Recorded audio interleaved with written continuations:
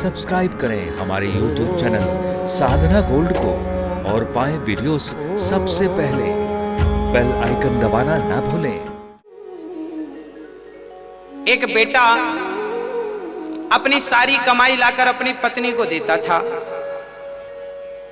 एक दिन उसकी मां का फोन आ गया, बेटा बीमार हो गई हूं, थोड़ा दवाई के पैसे चाहिए। और आज ही सैलरी आई थी, 25,000 रुपए आए। 25,000 पति ने पत्नी को दे दिया। तभी अचानक फोन मां का आया, बेटा दवाई के लिए पैसे कम है, जरा 6,000 रुपए दे दो। पत्नी ने कहा 6,000?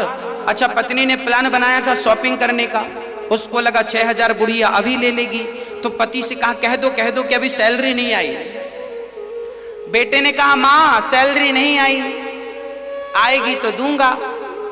अच्छा बेटा जल्दी देना, तबीयत बिगड़ रही है, दवाई खत्म हो गई है, नहीं खाऊंगी तो कुछ भी हो सकता है।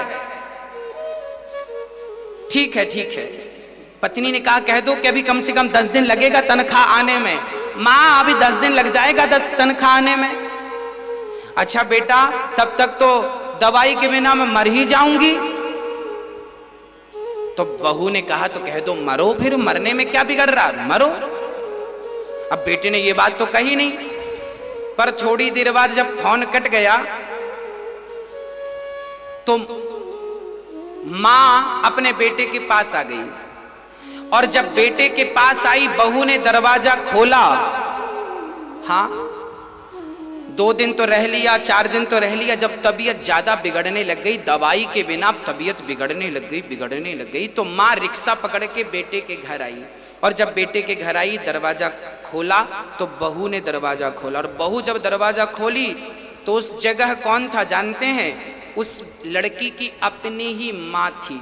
मां की ये हालत, मां आपकी ये हालत कैसे हो गई?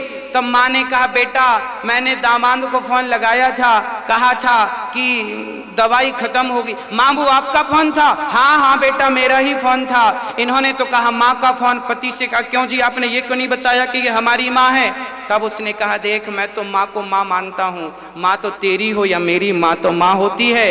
अब वो लड़की बड़ी गिलानी में डूब गई कि राम राम, मैं अपनी मां के लिए तो इतना रो रही हूं, पर इनकी मां की मुझे कोई चिंता नहीं थी। आज रिश्ते इसलिए टूट रहे हैं कि लड़की अपनी मां की तो फिक्र करती है पर अपनी सासू मां की फिक्र नहीं करती। सासू मां की फिक्र करने लग जाए ना तो वो घर घर नहीं रहेगा भक्तों, स्वर्ग बन जाएगा। आपके अच्छे संस्कार, आपके अच्छा विवेक, आपकी अच्छी बुद्धि से आप चाहें तो घर को स्वर्ग बना लें, और आप चाहें तो फिर नरक तो है ही। इसलिए बड़े कोई भी हो, बड़ों का आदर करिएगा।